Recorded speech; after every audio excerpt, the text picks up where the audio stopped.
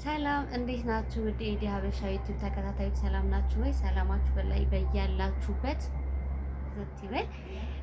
ዛሬ እንግዲህ በአዲስ ነገር መጥቻለሁኝ። እንደዚህ አይነት ኮንተንት እንኳን አልሰራም። ብዙ ጊዜ እኔ ሙዚቃ ላይ ነው የምሰራው።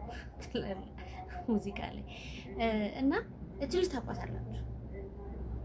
እና በአጋጣሚ ኤፍቢ ላይ እየተዘዋወርኩኝ በጣም የገረመኝን ነገር ለእናንተ ልነግራችሁ መጣ።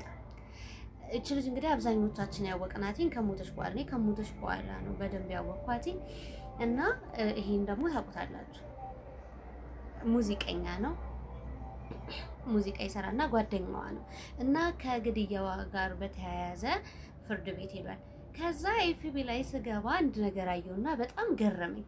እና እስኪ ከጓደኞቼ ጋር እያወራሁኝ እንደው ምን ማለት ይሆን ብዬ ከእናንተ ጋር ለማውራት መጣ። ምን አየሁ መሰላችሁ? ገፋት እንጂ አልገደላትም የሚባል ነገር አየሁኝና ከዛ የወጣውን መረጃ ላንብብላችሁ።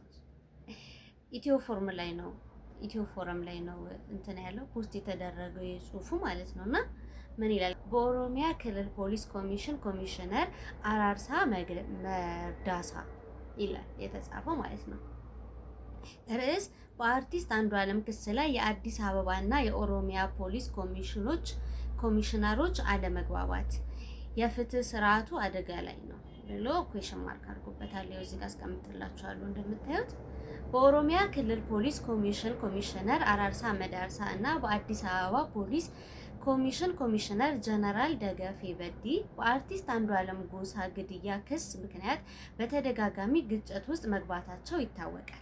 ግጭታቸው እየተባባሰ በመሄድ የፌዴራል ፖሊስ ኮሚሽነር ደመላሽ ኃይሌ ሚካኤል ዘንድ ደርሷል። የአዲስ አበባ ኮሚሽን ኮሚሽነር ጀነራል ደግፌ በዲ ኮሚሽነር አራርሳ መርዳሳ በስራቸው ጣልቃ እየገቡ እንደሆነና በምርመራው ሂደት ላይ ተጽዕኖ ለማሳደር እየሞከሩ እንደሆነ በጽኑ ተናግረዋል። በተለይም የአራርሳን ጉዳይ ወደ ኦሮሚያ ክልል ለማዘዋወርና የተያዘው ተጠርጣሪ አንዱዓለም ጎሳ በዋስ እንዲለቀቅ በተደጋጋሚ ጥያቄ ማቅረባቸውን ደገፌ በዲ በይፋ ተናግረዋል። ደገፌ በዲ አክለውም ጉዳዩን ሙሉ በሙሉ በሕግና በፖሊስ ስርዓት ብቻ እንደሚመሩ አረጋግጠዋል። በተጨማሪም አራርሳ በግድያው ሆን ተብሎ የተፈጸመ ሳይሆን ተጠርጣሪው ተጎጂዋን በመግፋት ምክንያት የደረሰ አደጋ እንደሆነ በመግለጽ ለጉዳዩ ያላቸውን የተለየ አመለካከት አሳይተዋል። ደግፌ የአራርሳን ቀደም ሲል የተሰጠ አስተያየት በመጥቀስ ገፋት እንጂ አልገደላትም፣ ስለዚህ ጉዳዩ ግድያ መሆን የለበትም፣ ገፋት እንጂ አልገደላትም ማለታቸውን ዋቢ አድርገው ገልጸዋል ወይም ዋቢ አድርገዋል ይላል። እንቀጥል።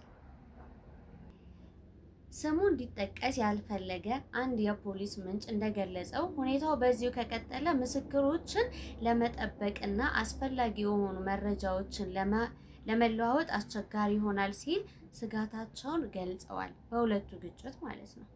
በዚህ ጉዳይ ላይ ያለው አለመግባባት እየተከረረ በመምጣቱ ጉዳዩን በአስቸኳይ ለማርገብና ዘላቂ መፍትሄ ለመስጠት በፌዴራል ፖሊስ ኮሚሽነር ደመላሽ ኃይሌ ሚካኤል በጉዳዩ ላይ ጣልቃ ገብተዋል ይላል።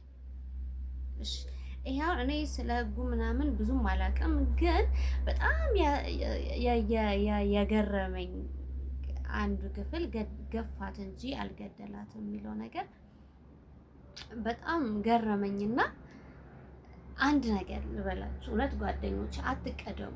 በቃ መቀደም ያጋልጣል።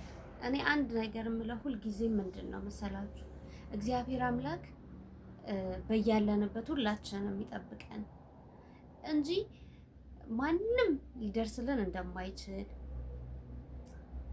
ከተጠቃን በኋላ ማንም ደም ሊያፍስ እንደማይችል ከአንዴም ብዙ ጊዜ በተደጋጋሚ አይተናል። ፕላስ ደግሞ አሁን ይሄንን ነገር ሳይ ዋት አልኩኝ። እንደዛ ከሆነማ ሁሉም ሰው እኮ ገጭ እንጂ አልገደለም፣ ወጋ እንጂ አልገደለም፣ ጥይት ተኩስ እንጂ አልገደለም። ዛሲት አላቅም እንዴት እንደሚረዳ ሁሉም ሰው የየራሱን ነገር ነው እዚህ ጋር የሚያስቀምጠውና እግዚአብሔር አምላክ ይድረስልን፣ እግዚአብሔር አምላክ ይጠብቀን ነው ማለት የምፈልገው። እና ደግሞ ሲቀጥል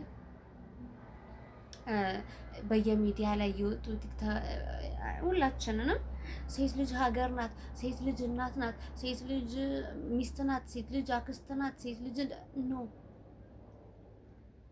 አይሆንም። በቃ ሁላችንም ጸሎት እናድርግ ማርያምን። እውነት እኔ የምሬን ነው እና በጣም ስላስገረመኝ ነው ለእናንተ ያመጣሁላችሁ። እንግዲህ ከዚህ የተለየ ሀሳብ ምናምን ካለ ደግሞ ወደፊት በስፋት ይዤላችሁ እመጣለሁ። ስላስገረመኝ ነው። እናንተ ደግሞ ሀሳብ አስተያየታችሁን አስቀምጡበት። ሰብስክራይብ ደግሞ አድርጉልኝ። ቢያንስ እስቲ አቅም ይኖረንና እስቲ እንዋጋቸው እንጂ ዘንድሮ እየተቻሉ አይደለም። እውነት ይሄ አውሬ መንፈስ አስተሳሰብ ያለባቸውን እግዚአብሔር አምላክ እንደው ከውስጣቸው ነቅሎ ያውጣ። እግዚአብሔር እንደው ይሸፍነን። እውነት በቃ እመቤቴ ማርያም በቀሚሷ ሽፍነት አድርገን እንጂ ብዙ ነገር አይተንበታል። ይሄኛው ደግሞ ከፋ፣ በጣም ከፋ። አሁን እንዲሁም ሰሞኑን ራሱ ሆነ ኢቢኤስ ላይ የቀረበች ልጅ አለችና የእሷን የራሱ እያየሁኝ ነበረ። አቅርብላችኋለሁ በደንብ እውነት በጣም ብዙ ነገር እንትን ብያለሁ፣ ታዝቤያለሁኝ። ይሄን ልነግራችሁ ነው የመጣሁት። አብራችሁኝ ስለነበራችሁ አመሰግናለሁ። ወዳችኋለሁ።